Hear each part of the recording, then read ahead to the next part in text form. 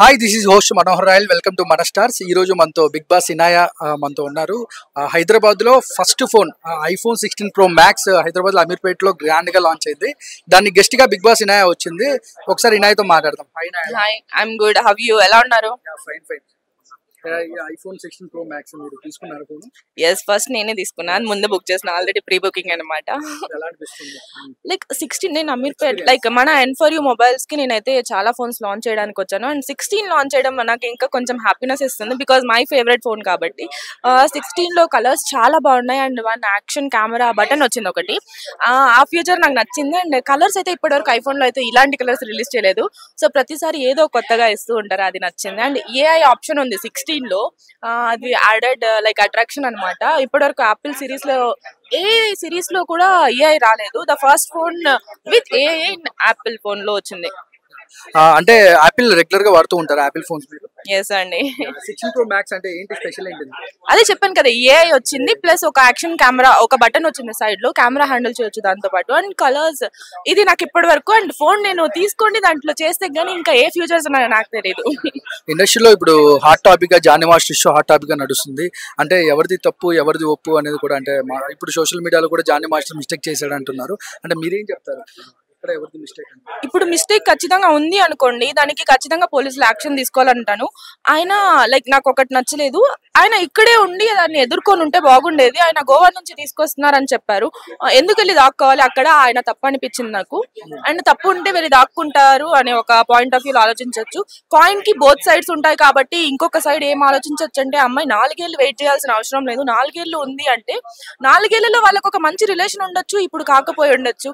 Maybe ఎవరిది తప్పో ఎవరిది ఒప్పో అనేది పోలీసులు కనిపెట్టాలి, కనిపెట్టి యాక్షన్ తీసుకోండి. నాకైతే లైక్ బోత్ సైడ్స్ నుంచి అంటే లైక్ ఎవరు కరెక్ట్ గా అనిపించట్లేదు. అమ్మాయిని అబ్యూస్ చేయడం అయితే తప్పు, అది 100% తప్పు, దానికి అయితే యాక్షన్ తీసుకోవాలి. కానీ 4 years ఒక అమ్మాయి ఉంది అంటే దానికి ఖచ్చితంగా ఒక రిలేషన్షిప్ లో ఉన్నట్టు కారణం అయి ఉంటుంది. అండ్ అలా కూడా అమ్మాయిలు ఉండాల్సిన అవసరం లేదు. నీకు ఏదైనా ప్రాబ్లం అయితే ఫస్ట్ డే ఎప్పుడు హెరాస్ చేస్తున్నాడో అదే రోజు వెళ్ళి, అదే నైట్ వెళ్ళి నువ్వు పోలీస్ స్టేషన్ లో కూర్చో, పోలీసులు యాక్షన్ తీసుకుంటారు.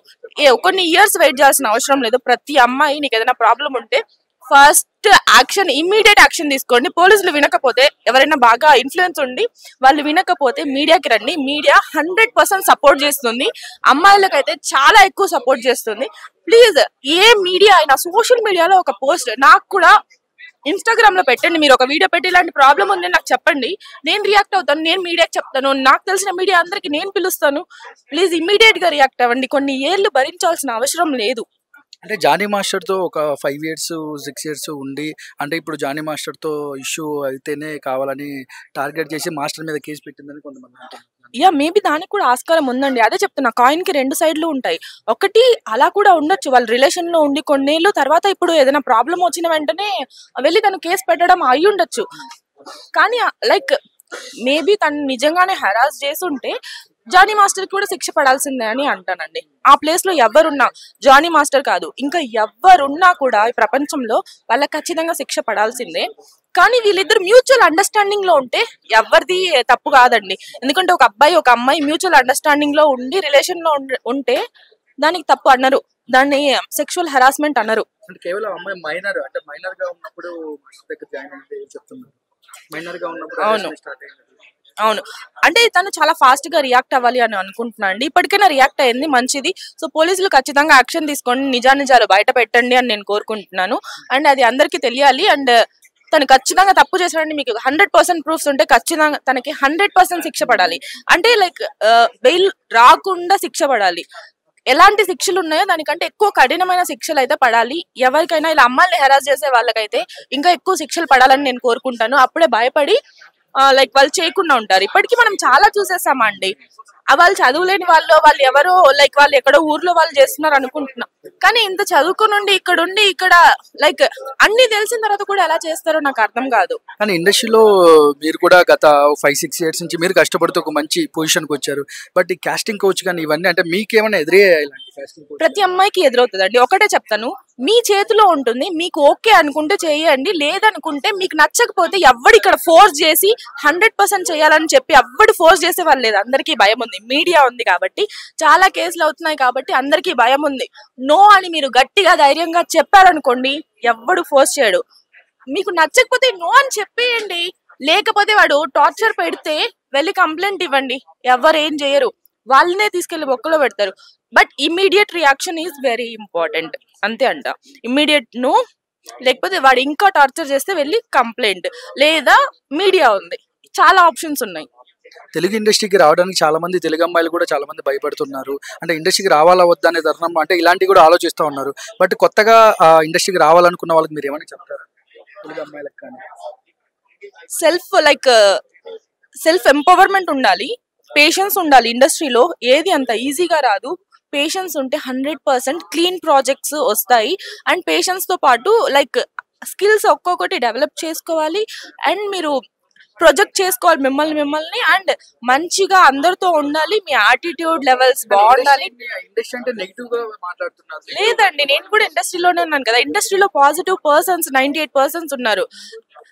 కానీ కొత్త మూవీస్ అని చిన్న చిన్నగా వచ్చి అక్కడ ఊర్లోంచి వచ్చి కొంతమంది ఇప్పుడు నేను ప్రొడ్యూస్ చేసేస్తున్నా, నేను ఇది చేసేస్తున్నా అని చెప్పి కొంతమంది చిల్లరగా వాళ్ళు వస్తారు. వాళ్ళు ఒక 10% ఉండొచ్చు, వాళ్ళే ఇలాంటి వాటిని చేస్తూ ఉంటారు. కానీ వాళ్ళకి ధైర్యంగా నో చెప్తే వాళ్ళు ఏం పీకరండి, నా ఉద్దేశం అదే. నేను చాలా తక్కువ మూవీస్ చేయడానికి రీజన్ కూడా వన్ ఆఫ్ ద రీజన్ అదే. బట్ నేను ఇప్పుడు చేస్తున్న మూవీస్ అన్ని చాలా మంచి వాళ్ళు, చాలా మంచి డైరెక్టర్స్, మంచి ప్రొడ్యూసర్స్, మంచి కాస్టింగ్, మంచి క్రూ, ఇలా చాలా మంది ఉన్నారు. నాకు అర్థమవుతుంది ఇంతమంది ఉన్నారు, నేను కూడా ఏడ్చిన రోజులు ఉన్నాయి. But no is a very powerful word. అమ్మాయిలు నేర్చుకోవాలి, నో చెప్పడం నేర్చుకోవాలి ఫస్ట్ ఆఫ్ ఆల్, అది అంట. బిగ్ బాస్ సీజన్ 8 ప్రజెంట్ ఇప్పుడైతే ట్రెండ్ అవుతుంది సోషల్ మీడియాలో. అంటే ఎక్కువగా బిగ్ బాస్ 8 తెలుగు వాళ్ళని తీసుకోలేదు, కన్నడ వాళ్ళని తీసుకున్నారు. అంటే తెలుగు వాళ్ళని ఎందుకు పక్కన పెట్టారు అది విమర్శలు వస్తున్నాయి. అంటే అది అంటే వాళ్ళు ఎలా అనుకున్నారు, వాళ్ళు ఎందుకు తీసుకున్నారు ఎక్కువ మంది నాకు తెలియదు. తెలుగు వాళ్ళకి కొరత ఏమైనా ఉందా? చాలా మంది ఉన్నారు కదా, తీసుకోవచ్చు కదా అని నేను కూడా భావిస్తున్నాను. అండ్ నాకైతే విష్ణుప్రియ ఒకటే తెలుసు. I want to be her in top 5 అంతే.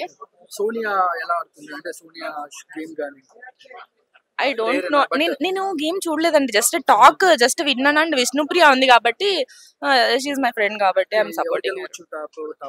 టాప్ 5 లో అయితే విష్ణుప్రియ ఉంటుంది అనుకుంటున్నా. ఇంకా ఇంకెవరు ఉంటారో నాకైతే గ్యారంటీ లేదండి.